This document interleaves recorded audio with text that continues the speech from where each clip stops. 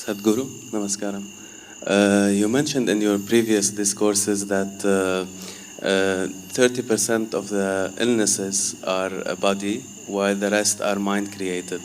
I just want to know, in case you do get an illness, how do you know that it's mind-created or it's of the body? And in case it's psychosomatic in nature, what would be the emotional and the thought pattern that's behind it? How would you find that out and correct it if possible? Thank you.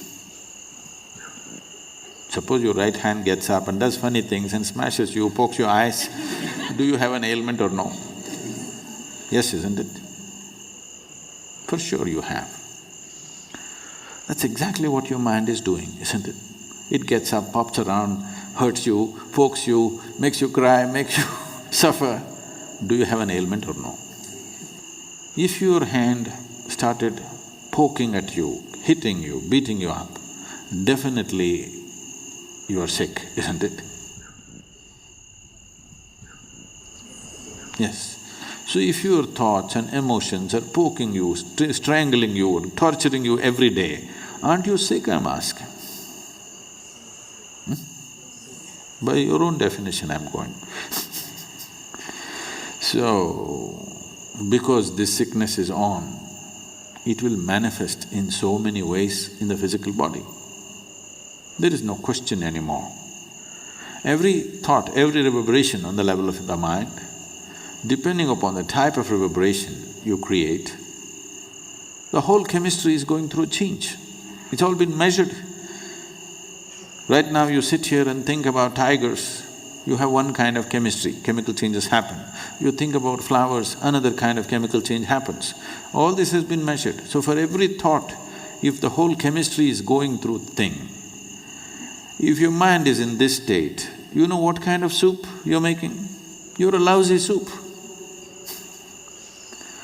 Not just lousy, poisonous. If you're soaked in this poisonous soup on a daily basis, how to know well-being? It'll not happen like that. We don't have so much control today in the world as to what we eat, what we drink, what we breathe, all of it is somewhat poisoned. Modern societies have started treating disease, ailment as a natural process, which is a serious mistake. Ancient societies always saw disease as something wrong. That's not how a man should be.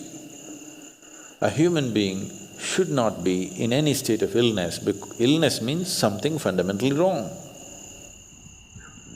But modern societies have started treating this as normal, because there's an industry which thrives on you, very major industry. The second largest industry on the planet is pharmaceuticals. So, if the second largest industry on the planet is pharmaceuticals, there's too much lousy soup, isn't it? Every day you have to add something to this to make it… No. If you're willing, we can make this into a very wonderful soup. The chemistry is in a fantastic state. To be blissful is natural. If you do this, believe me, 70% of the ailments will vanish from the planet. Another 30%, there are many external influences which are not always in control. You cannot control that, only to some extent. So, if you're constantly creating a nasty chemistry within you,